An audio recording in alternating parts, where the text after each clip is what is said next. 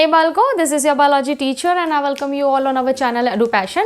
So here we were discussing about the chapter Heredity, chapter number 9, class 10th biology subject, NCERT book, CBSE board second term syllabus.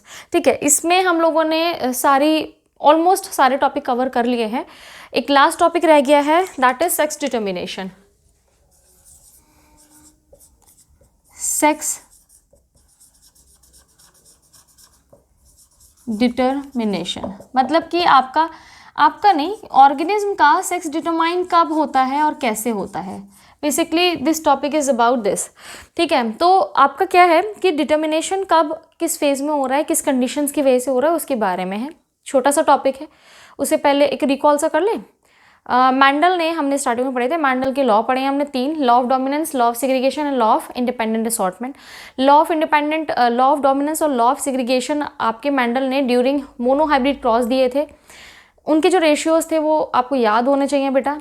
Monohybrid के cross का ratio क्या था आपका? Phenotypic था 3:1 ratio और genotypic ratio क्या था? 1:2:1. ठीक है, इसी तरह से आपने डायहाइब्रिड क्रॉस किया था. डायहाइब्रिड क्रॉस में क्या था? आपके जो लॉ था वो आपके मैंडल ने दिया था, लॉ ऑफ इंडिपेंडेंट असॉर्टमेंट. इसमें आपके क्या कहा, इसमें जो आपका रेशियो था क्या था बेटा? फिनोटाइपिक रेशियो था आपका 9:3:3:1 और आपका जीनोटाइपिक रेशियो क्या था? 1:2:1:2:4:2:1:1 1:1 2:4:1:1. इस तरह से याद रखिएगा. दोनों में ही टेस्ट क्रॉस के रेशियो भी थे.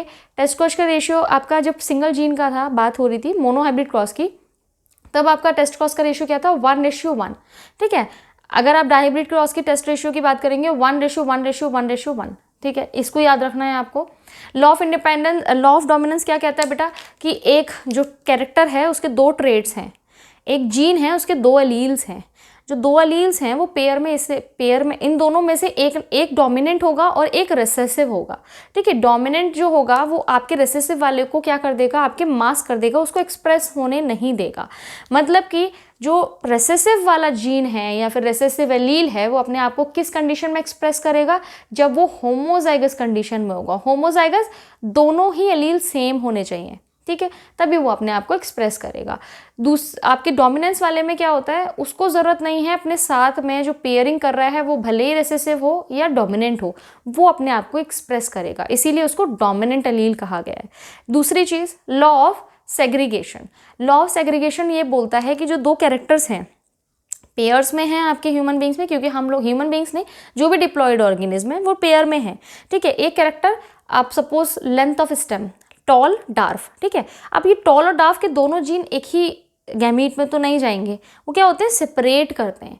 एक कैरेक्टर के जो 2 ट्रेड्स हैं वो सेपरेट करेंगे और अलग अलग जीन में जाएंगे, अलग अलग गैमीट में जाएंगे. तो ये गैमीट क्या होंगे? प्योर होंगे हमेशा. ये टॉल है पूरा, ये आपका रिसेसिव डार्फ है पूरा. ठीक है, तो ये गैमीट्स प्योर हैं. तो इसी को बोला गया है कि सेग्रीगेशन आपका इंडिपेंडेंटली हो रहा है, सेग्रीगेट कर रहे हैं. ये ट्रेड्स जो हैं, एलील्स हैं, वो सेग्रीगेट कर रहे हैं गैमीट प्रोसेस में या गैमीट फॉर्मेशन में. इसी को बोला गया है law of purity of gametes. ठीक है, तीसरा लॉ आपका दिया गया था डायहाइब्रिड क्रॉस के टाइम पे.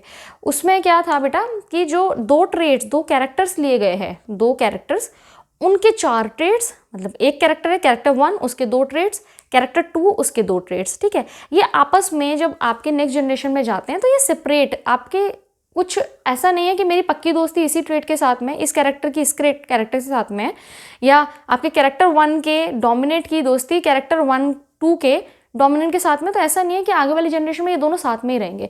ये भी सेग्रीगेट करते हैं, असॉर्ट होते हैं, अलग हो जाते हैं और इंडिपेंडेंटली. इनको मतलब नहीं है दूसरा कैरेक्टर का कैसे आपका सेपरेशन हो रहा है, मुझे कोई मतलब नहीं, आगे जाके हम मिल सकते हैं, है ना. इसी को बोला गया है law of independent assortment. Independently assort करते हैं. उसके बाद हमने किसकी बात की थी बेटा? ब्लड ग्रुप इनहेरिटेंस की.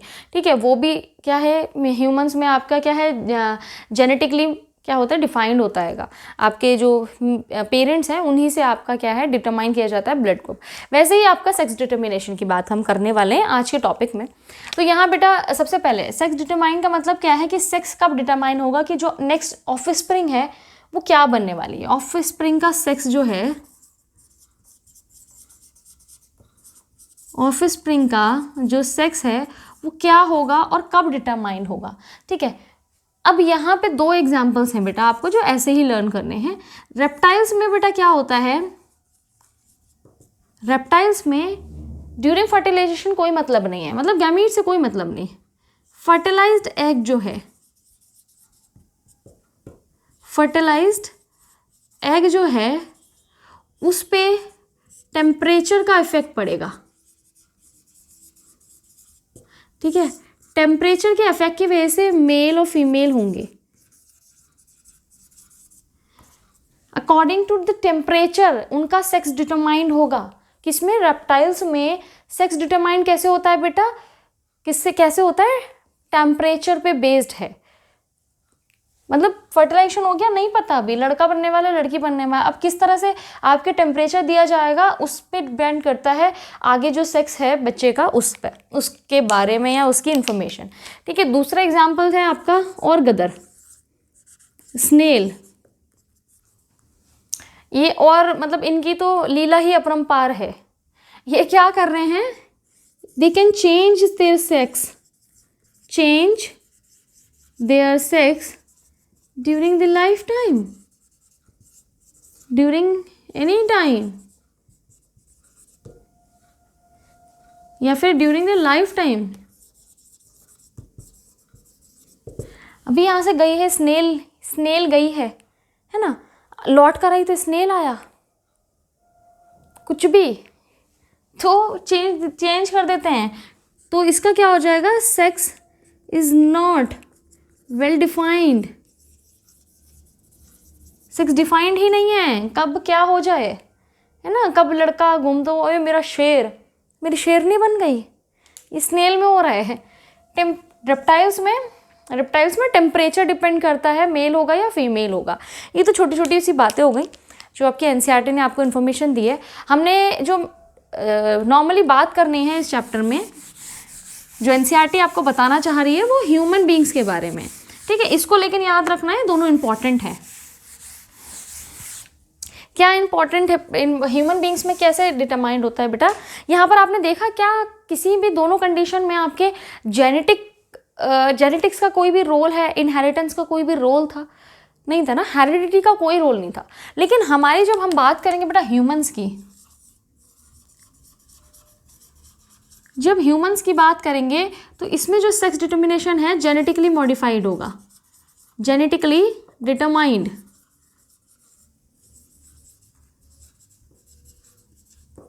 मतलब कि जो आपके गेमीट्स हैं वो कुछ ना कुछ उनमें ही आपका फंडा है आगे जनरेशन को जो सेक्स डिटरमाइंड होगा उसके लिए। वो क्या फंडा है बेटा, ह्यूमंस में आपके कितने क्रोमोसोम्स होते हैं। देखो ये टॉपिक के बारे में मैंने शुरू में भी बताया था कि यहाँ काम आएगा। कितने क्रोमोसोम है बेटा, क्रोमोसोम कितने होते हैं ह्यूमंस में। हमने बात की थी कि पेयर में होते हैं, लेकिन ऐसा नहीं होता कि सारे ही पेयर होते हैं। इसमें जो क्या होते हैं ना, बिल्कुल एग्जैक्ट पेयर जो होते हैं, एग्जैक्ट पेयर होते हैं वो सिर्फ 22 हैं। 22 एग्जैक्ट पेयर होते हैं। ये हर ह्यूमन बींग्स में है, भले वो लड़की हो या लड़का, उसमें सब में 22 एग्जैक्ट पेयर्स हैं। ये 22 पेयर्स जो हैं बेटा वो कौन से होते हैं, ऑटोजोम्स, ऑटोजोम क्रोमोजोम, ठीक है। यहाँ पर जो सिंगल पेयर है, सिंगल पेयर वो डिफरेंट भी हो सकता है और सेम भी हो सकता है, एग्जैक्ट भी हो सकता है। इसको बोलते हैं सेक्स क्रोमोसोम। इसको क्या बोलते हैं बच्चों, सेक्स क्रोमोसोम। ये अगर फीमेल में है तो बेटा ये होगा एग्जैक्ट पेयर, सेम पेयर है, मतलब कि एक्स एक्स, ठीक है। If we are talking about males, human male, they are not paired, they are not exact pair, exact pair नहीं है। ये क्या है, डिफरेंट है, डिफरेंट पेयर्स हैं। डिफरेंट पेयर कैसा है, इसमें होगा बेटा एक्स वाई, क्या होगा बेटा एक्स वाई, और ये क्या है एक्स एक्स। यहाँ तक बात समझ में आई। टोटल क्रोमोसोम कितने हैं बेटा, 23 पेयर,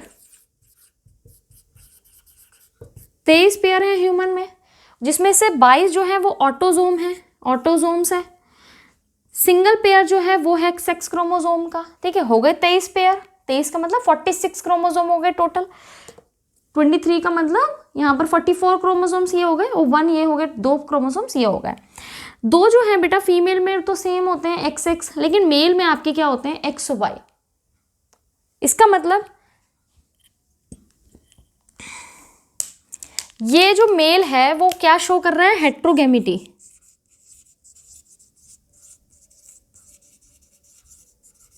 गेमीट जो बनेंगे, डिफरेंट टाइप ऑफ गेमीट्स का फॉर्मेशन करेगा आपका, कौन करेगा बेटा, मेल्स। डिफरेंट टाइप्स है ना। अब यहाँ पर गैमीट फॉर्मेशन देखते हैं जिससे आपको और बात समझ में आएगी। मेल एंड फीमेल, इनके पास 22 प्लस कितने क्रोमोसोम है, 22 लिखें या 44 प्लस XY, ठीक है। इनके पास है हमारे पास 44 क्रोमोसोम प्लस XX। ये बात समझ में आई बच्चों। टोटल क्रोमोसोम पेयर्स में है, हमने इसको नंबर इस तरह से लिख दिया। 46 क्रोमोसोम हो गए, 23 का पेयर। अब हमने बात की थी कि जब भी आपका क्या होगा, गैमीट फॉर्मेशन होगा तो बेटा मियोसिस होती है। मियोसिस में इसको हाफ कर दिया जाता है, यहाँ भी मियोसिस होगी, ये क्या होगा, गैमीट फॉर्मेशन। गैमीट फॉर्मेशन जिसको गैमेटोजेनेसिस कहते हैं, gamete formation through meiosis. Meiosis की प्रोसेस होगी, इन दोनों को हाफ कर दिया जाएगा, ठीक है। अब देखो मेरे को हाफ करना है तो 44 का हाफ कर दूंगी मैं 22 प्लस, अब ये मेरे डिफरेंट है तो मेरा x जाएगा अगर यहाँ पर, तो मेरे पास एक और गैमीट भी बनेगा जिसमें 22 के साथ में y भी जाना चाहिए। यही बात है ना। गैमीट्स का फॉर्मेशन कैसे होगा बेटा, यहाँ पे मैं क्या करूँगी, मुझे 2 तरीके के गैमीट बनाने पड़ेंगे क्योंकि मेरे पास 2 तरीके के सेक्स क्रोमोसोम है। मेरे पास नहीं है, मेल्स के पास में, ह्यूमन मेल्स के पास में। अब यहाँ पर क्या है, 22 का मैं हाफ कर दूँ, फिर ये दोनों मेरा XX है, दोनों ही X है। अब मैं एक बार लिखूँ या 2 बार लिखूँ वो तो नहीं बदलने वाला। तो कितने टाइप्स के गैमीट्स प्रोड्यूस कर रही हैं फीमेल्स, सिंगल टाइप के गैमीट। कितने टाइप के गैमीट प्रोड्यूस कर रहे हैं मेल, 2 टाइप्स ऑफ गैमीट्स। ये दोनों क्या है बेटा, ये सब चीज़ें ये आपकी कौन सी है, ये हैं आपके गैमीट्स। ये गैमीट्स हैं, दीज आर स्पर्म और दिस इज ओवम, ठीक है, समझ में आ रहा है। अब देखो हम जानते हैं फीमेल क्या होती है XX, मेल क्या होता है XY, ठीक है। नेक्स्ट जनरेशन में फ्यूज तो इसी से होगा ना, ये वाला स्पर्म इससे जाके फ्यूज करे तब भी X रहेगा, ये वाला इससे जाके फ्यूज करे तब भी X रहेगा। दैट मीन्स हर एक बच्चे में, जो नेक्स्ट वाला जनरेशन बनने वाली है उसमें हर एक बच्चे में X क्रोमोसोम अपनी मम्मी से आ ही रहा है। लड़का हो लड़की हो, सारे जनरेशन में मम्मी या सबको X बांट रही हैं, चलो बांट देते हैं। फिर यहाँ पर बनाते हैं ऑफस्प्रिंग। देखो यहाँ से मैं अगर ये वाला लेती हूँ और ये मदर है ना, ऐसे तो किया जाता है बेटा। ये वाले स्पर्म का अगर इस वाले ओवम से आपका फर्टिलाइजेशन होता है तो आपके जो नेक्स्ट जनरेशन है उसका क्या होगा, जेनेटिक कॉन्स्टिट्यूशन होगा। 22 तो यही होंगे, 22 ये हो गए, 44 हो गए, ठीक है, 44 ये हो गए X, मतलब कि ये बनेगा हमारा।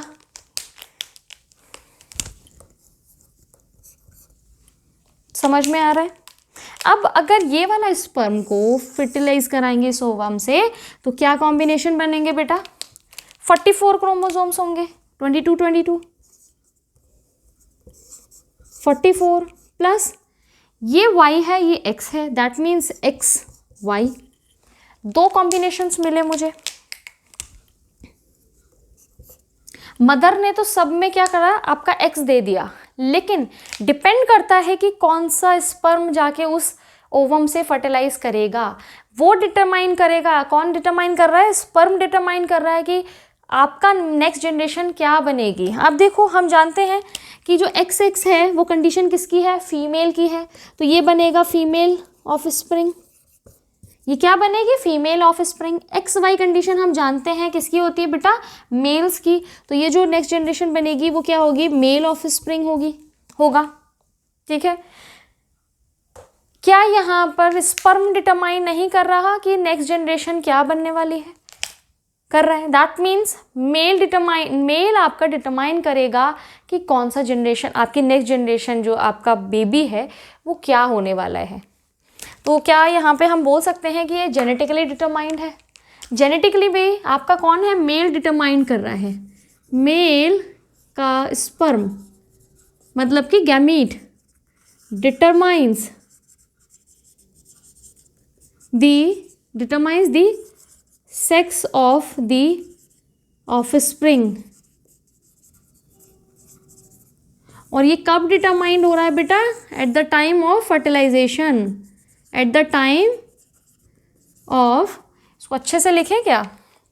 इसको अच्छे से लिखते हैं, रुक जाओ। और यहीं पर टॉपिक खत्म आपका। कितना छुटका सा था।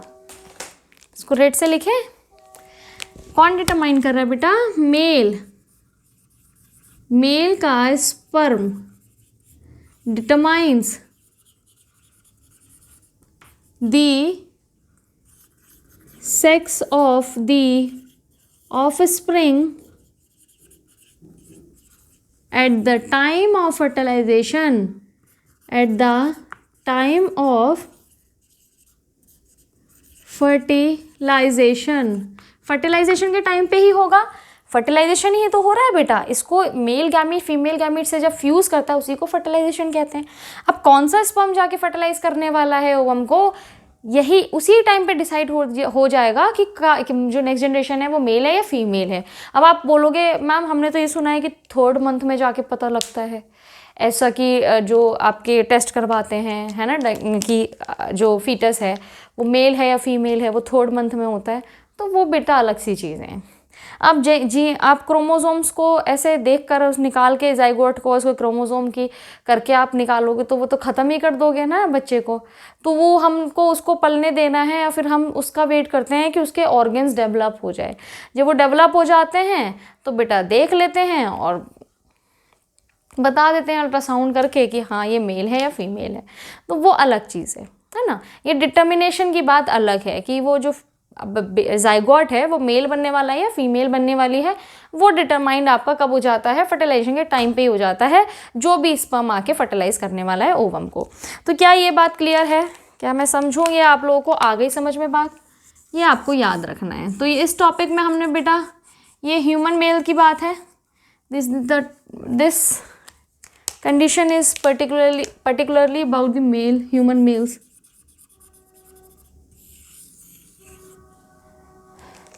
ठीक है, अभी हमने रेप्टाइल्स की बात करी। टेम्परेचर पे बेस करता है उनका सेक्स डिटर्मिनेशन। टेम्परेचर कैसे होने वाला है? फर्टिलाइज्ड एग के बाद, है ना, सेकते हैं ना एग्स को। उसके बाद आपका क्या आ रहा है बेटा? क्या आ रहा है आपका? स्नेल की बात होती है, वो तो है ना अपरंपार हैं बिल्कुल, उनका तो कुछ है ही नहीं कि कौन गई और कौन आया लौट कर फिर, है ना। तो वो ड्यूरिंग द लाइफ टाइम अपना चेंज कर लेते हैं, उनका तो डिटरमाइंड ही नहीं है, सेक्स डिटर्मिनेशन डिटरमाइंड ही नहीं है एक्चुअल में। तो तीसरे आपके ह्यूमन बींग्स आ गए। ह्यूमन बींग्स में कौन है जो सेक्स डिटरमाइन कर रहा है? मेल्स हैं। अब कोई कभी सुनकर देखो ना कि आसपास अपने बच्चे को कहाँ सुनोगे तुम लोग कि उस मतलब फीमेल्स को आपके बोला जाता है कि उनकी वजह से लड़कियाँ पैदा हो रही हैं। तो ऐसा नहीं है, तुम लोग अब जान गए हो कि उसके पीछे लड़के हैं, उसके पीछे लड़के ही हैं कि आगे जनरेशन लड़की होने वाली है लड़का होने वाली है, वो डिटरमाइंड आपके लड़के करते हैं। बेचारी माएँ तो सबको एक बराबर, है ना, किसी को ज़्यादा नहीं समझ रही, सबको एक्स ही दे रही हैं, उन्हें कोई मतलब नहीं, मेरे सारे बच्चे एक समान। तो ये आई होप समझ में आ गया होगा। और यहाँ आपका हेरिडिटी कंप्लीट होता है बेटा। अब हम लोग अपना लास्ट चैप्टर स्टार्ट करेंगे, अवर एनवायरनमेंट। आई होप यहाँ तक आपको समझ में आ गया हो। पढ़ते रहिए और गॉड ब्लेस यू ऑल।